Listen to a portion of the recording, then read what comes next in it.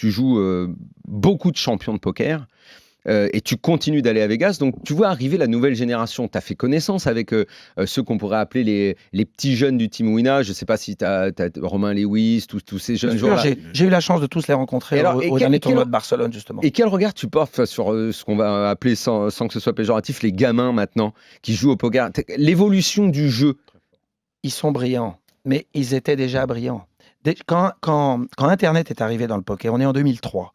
Il y a un mec venu de nulle part qui ne sait pas jouer, qui vient de gagner son ticket sur Internet, qui arrive au WSOP et qui remporte. Le mec, en plus, s'appelle Moneymaker. Ouais, bien sûr. Tu te dis, bon, c'est quoi le grand tournant? C'est quoi cette histoire? Le mec, il fait un deep run de ouf et il termine avec des coups improbables et il gagne. Mais il venait d'Internet. Il avait payé $12 son ticket et il prend $1 million. Et là, c'est la révolution. Et c'est la révolution Internet. Et pendant les années qui suivent, 2003, 2004, 2005, on va voir arriver des joueurs très médiocres.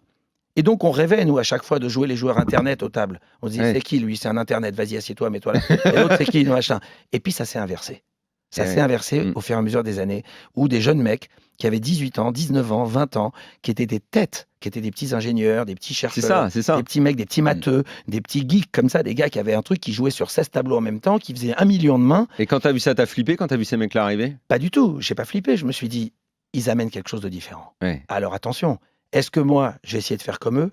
Non, je peux pas faire comme eux. J'ai pas la maîtrise, j'ai pas la culture pour aller jouer 1000 mains sur 1 million de mains sur Internet. Je vais essayer de comprendre où ils sont. Et qu'est-ce qu'ils nous ont donné, ces gars-là? Il va falloir s'adapter. S'adapter à quoi? À leur audace.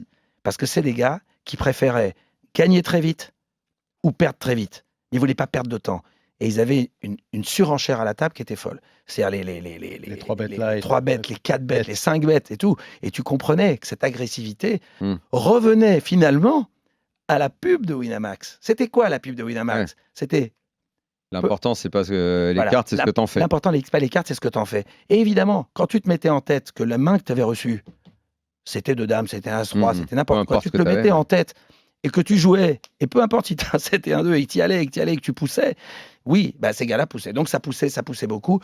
On a appris beaucoup de techniques, et puis moi j'ai beaucoup appris au contact de cette jeune génération qui venait jouer dans les tournois et avec qui on échangeait. Tristan Clémenceau, tout ça. Tu te rends compte, les mecs, tous ces gars-là, tu parlais avec eux à la pause, tu discutais, ils te racontaient leurs coups, et puis ce formidable programme de Winamax, ce formidable dans la tête d'un pro. Bien sûr.